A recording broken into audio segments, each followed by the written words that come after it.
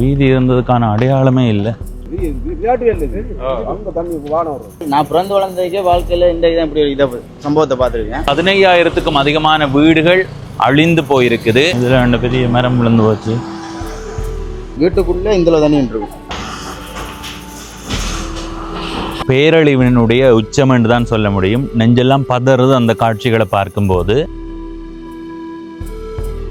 வணக்கம் நண்பர்களே, நான் உங்கள் நண்பன் தட்சணாமூர்த்தி பவனீசன். இன்று 1ஆம் நாள் 12ஆம் மாதம் 2025ஆம் ஆண்டு. இப்போ நான் எங்கே நிற்கிறேன்டா, ஈழத்தில் கிளிநொச்சி மாவட்டத்தில். நேற்றைய நாளில் இரணைமடு குளப்பகுதிக்கு வந்திருந்தேன். ஒரு சிக்கலை பதிவு செய்ய போகிறேன்னு சொல்லியிருந்தேன். ஆனால் நேற்று அதை பதிவு செய்ய முடியலை. எங்களுடைய பைக்கினுடைய திறப்பு தொலைந்ததால் திரும்ப யாழ்ப்பாணம் போட்டோம். இன்று காலை வேளையில் திரும்ப கிளிநொச்சி மாவட்டத்துக்கு வந்து கிளிநொச்சியினுடைய பெயர் பலகை இருக்குதான் அந்த பகுதியிலிருந்து முன்னோட்டத்தை பதிவு செய்து போட்டு இந்த பகுதிக்கு நாங்கள் வந்த நேரம் இதை எதிர்பார்க்கலை. நாங்கள் என்ன புளியம்பொக்கனை பகுதியில் ஒரு பாலம் உடைந்திருக்கிறது என்ற செய்தியை நாங்கள் பார்த்துருந்தோம். உண்மையிலே அதாவது இயக்கச்சிக்கு போகிற பாதைக்கு வந்த நேரம் இந்த அளவுக்கு இந்த இடத்தையும் பாதிச்சிருக்குது என்ற ஒரு எண்ணம் எங்களுக்குள்ள வந்து போனது. அதிகாரிகளும் அரசியல்வாதிகளும் கடந்த காலங்களில் இந்த கழிவு வாய்க்கால்களை சரியாக சீரமைக்காத தவறு அவர்கள்ட்ட இருக்குது. அதை அடிப்படையாக கொண்ட சில தகவல்களை தான் பதிவு செய்ய வந்தனான். ஆனால் இது அரசியல்வாதிகள் அதிகாரிகள் விட்ட பிழைகளையும் தாண்டி அதை விட மிக கொடூரமான தாக்கத்தை இந்த நாட்டில் ஏற்படுத்தி இருக்குது. எனவே இப்போ இந்த நேரத்தில் அந்த காணொலியை அந்த சிக்கலை பதிவு செய்கிறது உண்மையிலே பதிவு செய்யத்தான் வேணும். ஆனால் அதை நான் தவிர்த்து கொள்கிறேன். இது ஒரு மனிதாபிமான அடிப்படையில் நாங்கள் எல்லாருமே சேர்ந்து அடுத்த கட்டத்துக்கு போக வேண்டிய சூழ்நிலையில் இருக்கிறதால இந்த காலகட்டம் அதுக்கு பொருத்தமானது அல்ல. எதிர்காலத்தில் நான் அது பற்றி பதிவு செய்ய தயாராக இருக்கிறேன். இப்போ இந்த கிளிநொச்சி மாவட்டத்தில் வட்டக்கச்சிக்கு போகிற வீதியால் போகிறோம். சரி, இதால் இடப்பக்கம் போவோம். இது வட்டக்கச்சி வில்சன் வீதி. இந்த வீதியால் போய் இரணைமடு கழிவு வாய்க்கால் போகிற பக்கம் போவோம். அதில் போக முடியுமோ தெரியல. அந்த பக்கம் போய் பார்க்கணும் இருக்கா.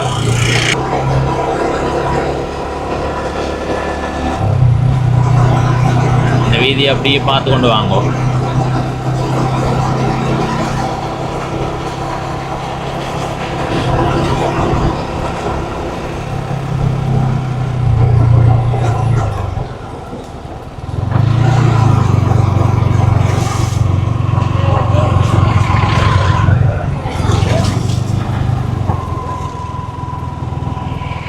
கிளிநொச்சி குளம்.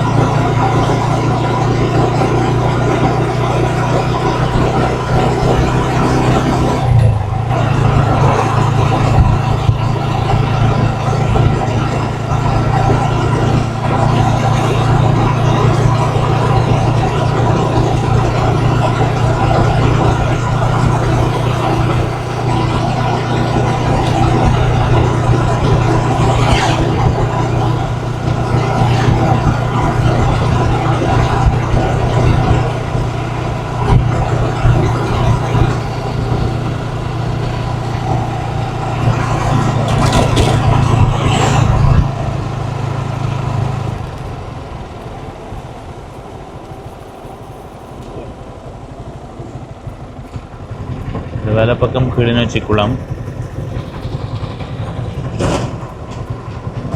இந்த இடத்து பாருங்க, நீர் பாஞ்சோடி கொண்டிருக்கு. நிறைய பேர் வலை போட்டு மீன் பிடிச்சு கொண்டிருக்கிறார்கள்.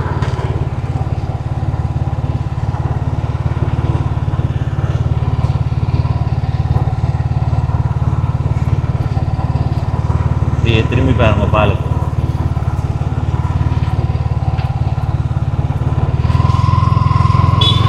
சரி, நாங்கள் இப்படி இந்த வீதியால் போவோம்.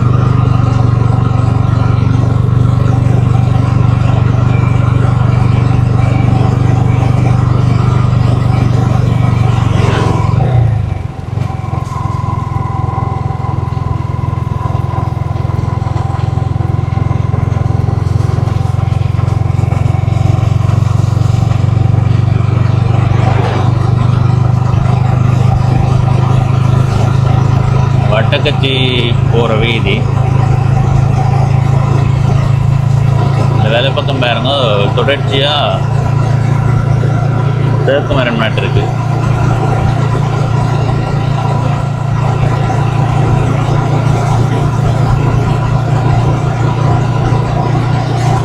சரி, இப்படி நேரம் போவோம்.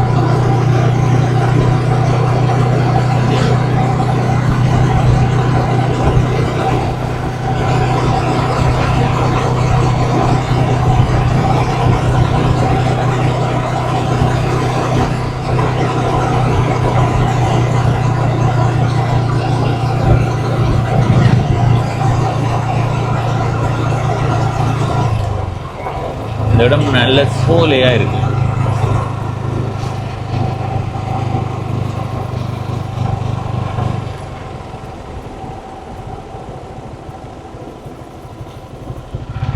பக்கம் போவோம்.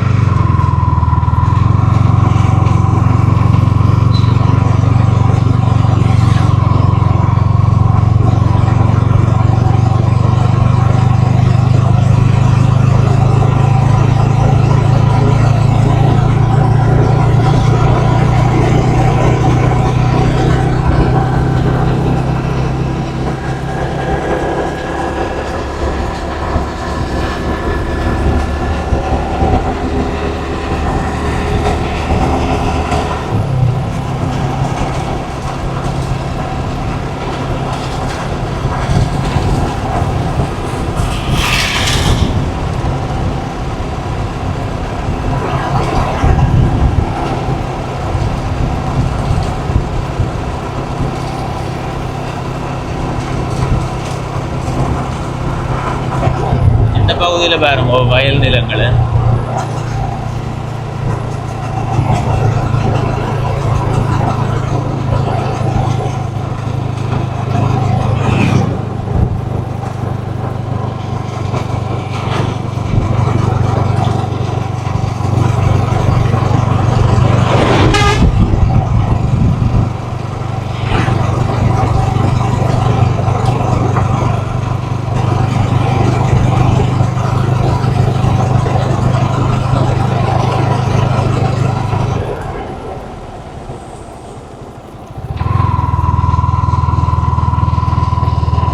இடப்பக்கம் பாருங்க, கண்ணு கட்டிய தூரம் வரைக்கும் வயல்வெளி. வயல் பெருசாக பாதிக்கப்படையில.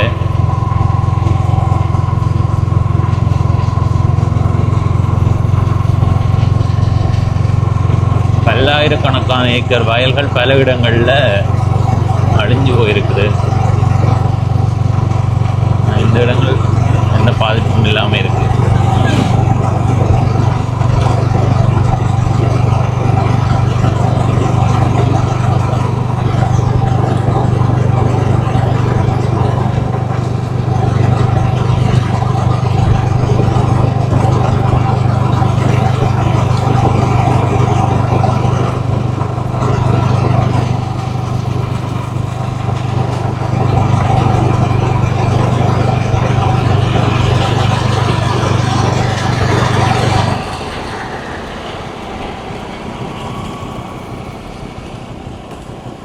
அதனால் இப்போ வயலை பக்கம் போவோம்.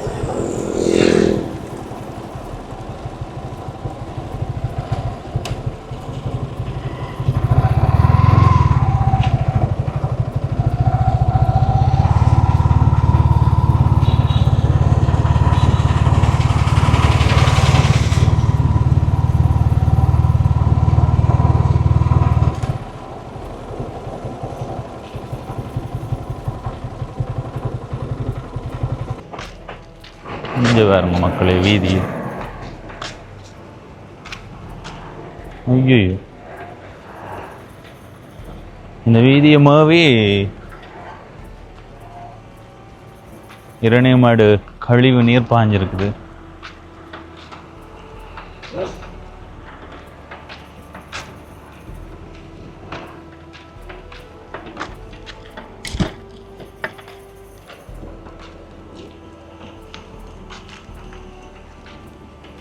என்னடாப்பா இப்படி அடிச்சு கொண்டு போயிருக்கோம் பார்த்தீங்களா?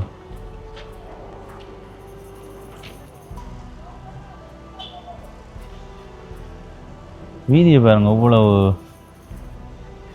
ஐயோ பேரழிவு தான் இது. இந்த காலத்தை நாங்கள் சாதாரணமான மழைக்கால மாதிரி ஒப்பிட முடியாது. இது எதிர்பாராத ஒரு பேரழிவு. சாதாரண மழைக்கு வெள்ளம், கழிவு வாய்க்காலால் ஓடி வாயில்கள் அழிக்கிறத பதிவு செய்கிற மனமே இல்லாமல் போச்சு. ஏன்னா இப்படியான ஒரு பேரழிவு அதை ஏற்படுத்தி இருக்கும்போது அதை இந்த நேரம் கதைக்கிறது பொருத்தம் இல்லை போல இருக்குது.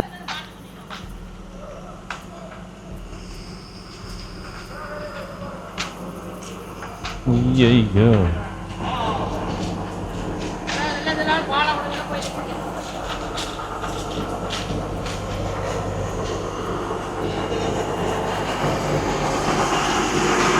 ஹாட்டா விழு என்னடா இது?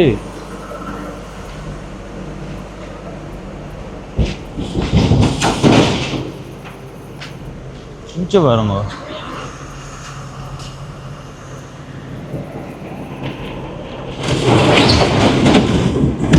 இதில் பாலம் இருந்தா? இல்லை பாலம் இல்லை, இப்படி தான் ரோடு இருந்தால். அப்போ இதுதான் இரணிமாடு கழிவு வாய்க்கால். இதுக்கு அங்கால இருக்கு. அப்போ இதே என்னோட இது ரோடு மேய்ப்பாங்க. கொஞ்சம் அது இரணிமாடு கழிவு தண்ணியா? இந்த மாதிரி அந்த வாய்க்கால மீறிய பாயத்துறங்க தானே. நீங்கள் எந்த இடம்? மற்ற காலங்களில் இப்படி வாரதா? இந்த அளவுக்கு வீதியமாகவே பாஞ்சது இல்லை தானே? 93. அதுக்கு பிறகு இப்போ தான் இவ்வளோ. எந்த அளவுக்கு தண்ணி பாஞ்சது? அது அதில் இருக்கிற கட்டுக்கு மேலே பாஞ்சதா?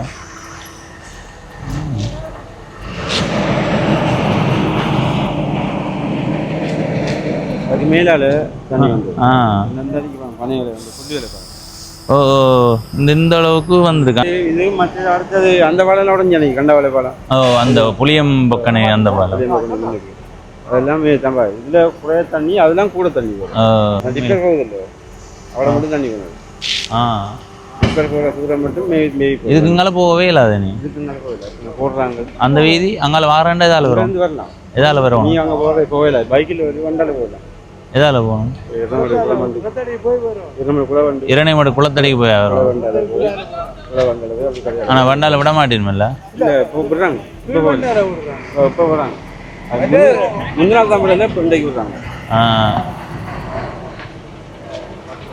அங்கால பாதை ஒன்றும் முடியலையா? விட மாட்டேன். விட மாட்டேன்.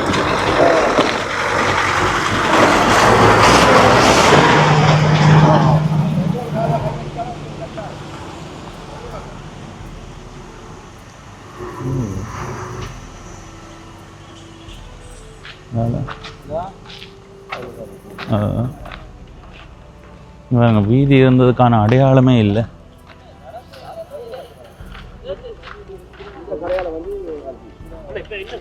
இதை கையாடி நம்ம குளத்தின் கதை சரி.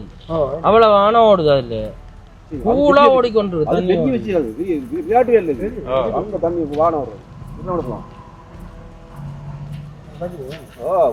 இது ஒரு பாதை தான் இருக்கா இதுக்குள்ளால? இந்த பாதை மட்டும் தான் இருக்கு. சொந்த நிதியை போட்டு செய்யறோம்னா ஒரு நாள் கண்டாவில் வர இல்லாத இது வர இல்லாத இப்போ நம்ம வேலை ஓடிக்கொண்டிருக்கு. பண்ட் அடிக்காது.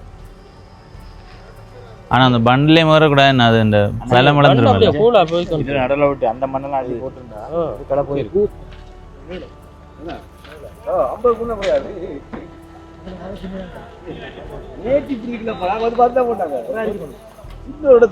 போய் போட்டாங்க போய் ஆமிகார போய்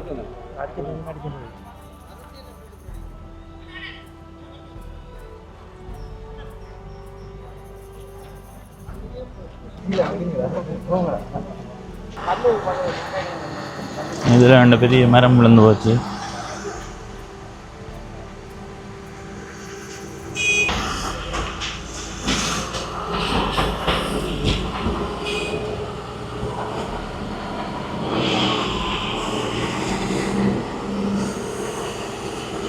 இந்த டிட்வா புயலால எந்த அளவுக்கு பெரிய சேதம் இந்த நாட்டில் நிகழ்ந்திருக்குண்டா, 15,000க்கும் அதிகமான வீடுகள் அழிந்து போயிருக்குது. 200க்கும் அதிகமான பாதைகள், அதாவது வீதிகள் பயன்படுத்த முடியாத நிலையில் இருக்குது. இப்போ உதாரணத்துக்கு இது ஒரு வீதி, இந்த பக்கம் பாருங்க, இந்த பெரிய டிப்பர் நிற்குதில்ல, அதுக்கு அங்கால போக முடியாது. நான் உங்களுக்கு அவிடத்தில் போய் காட்டினேன். அதை விட இன்னும் அதிகமான பாலங்கள் முற்றாக சேதப்பட்டிருக்கு. எனக்கு தெரிஞ்சு 10க்கும் மேற்பட்ட பாலங்கள் நாடு முழுவதுமே பெரிய அளவில் சேதப்பட்டிருக்குது. வடக்கில் நாயாற்று பாலம், அடுத்தது புளியம்பொக்கனை பகுதியில் இருக்கிற ஒரு பாலமும் பெரிய அளவில் அழிந்து போயிருக்குது. உங்களோட பேர் என்ன? நிலக்ஷன். உங்களுடைய இடம் வீடு இடத்துல இருக்கு? இங்கே வட்டகை சண்டி திரும்பி பண்ண பின்னுக்கு. அங்கே என்ன மாதிரி பண்ணிலை? ஏன்னா இந்த இடத்துல எவ்வளவு தூயது? நான் பிறந்து வளர்ந்ததுக்கே வாழ்க்கையில் இந்த இதான் இப்படி ஒரு சம்பவத்தை பார்த்துருக்கேன். உங்களோட வீட்டு பகுதி என்ன மாதிரி? வீட்டு பகுதி எல்லாம் கடும் மோசம். எந்த அளவுக்கு தண்ணி நின்றது? வீட்டுக்குள்ள இந்த தண்ணி இருக்கும் வீட்டுக்குள்ள. சரி சரி. இப்போ எல்லாம் ஸ்கூல்ல தான் இருக்கும். எத்தனை குடும்பங்கள் அப்படி? ஒரு 15 அப்படி 15. சரி. அங்கே வயல் நிலங்கள் என்ன மாதிரி? எல்லாம் கடும் மோசம்.